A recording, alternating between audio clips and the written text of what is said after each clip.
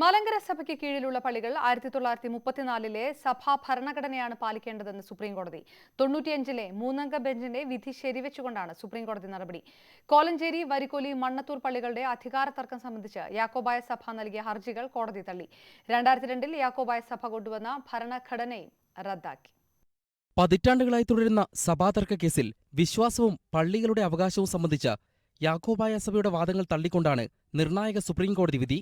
1934 ഭരണഘടന പ്രകാരമാണ് മലങ്കര സഭയ്ക്ക് കീഴിലുള്ള പള്ളികൾ ഭരിക്കേണ്ടതെന്ന് 1995 സുപ്രീംകോടതി വിധിച്ചിരുന്നു. ഓർത്തഡോക്സ് വിഭാഗക്കാർക്ക് അനുകൂലമെന്ന് വ്യാഖ്യാനിക്കപ്പെട്ട ഈ വിധി സുപ്രീംകോടതി ശരിവെച്ചു. 34 ഭരണഘടനയും 95 വിധിയുമാണ് നടപ്പാക്കേണ്ടതെന്ന് ജസ്റ്റിസുമാരായ അരുൺ മിശ്ര, അമിതാഭ റോയ് എന്നിവരടങ്ങുന്ന ബെഞ്ച് വ്യക്തമാക്കി. 95 വിധി മറികടക്കാൻ 2002 യാക്കോബായ സഭ പുതിയ ഭരണഘടന രജിസ്റ്റർ ചെയ്തിരുന്നു. ഇത് നിയമപരമായി നിലനിൽക്കില്ല.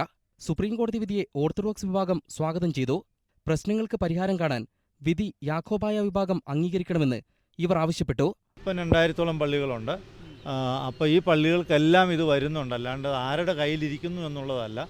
പള്ളികളെല്ലാം മലങ്കര സഭയുടേതാണ്. പരിശുദ്ധ കാതോലിക്ക ബാവയാണ് മലങ്കര സഭയുടെ തലവനും.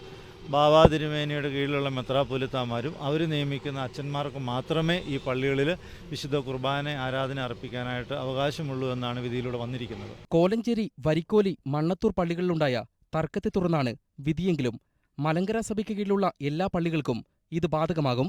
2000-ഓളം പള്ളികളാണ് ഇരുവിഭാഗങ്ങൾക്കുമായി കേരളത്തിലുള്ളത്. ശാശ്വത പ്രശ്നപരിഹാരത്തിനായി 1934 ഭരണഘടന ഭേദഗതി ചെയ്യുകയെന്ന നിർദ്ദേശവും സുപ്രീംകോടതി മുന്നോട്ട് വയ്ക്കുന്നുണ്ട്. എന്നാൽ ഇരുവിഭാഗങ്ങളും നിലപാടിൽ ഉറച്ചു നിൽക്കുന്നതുകൊണ്ട് തന്നെ അതിനുള്ള സാധ്യതയില്ല. സുപ്രീംകോടതിയിൽ നിന്നും എം ഉണ്ണികൃഷ്ണൻ, ന്യൂസ് 18.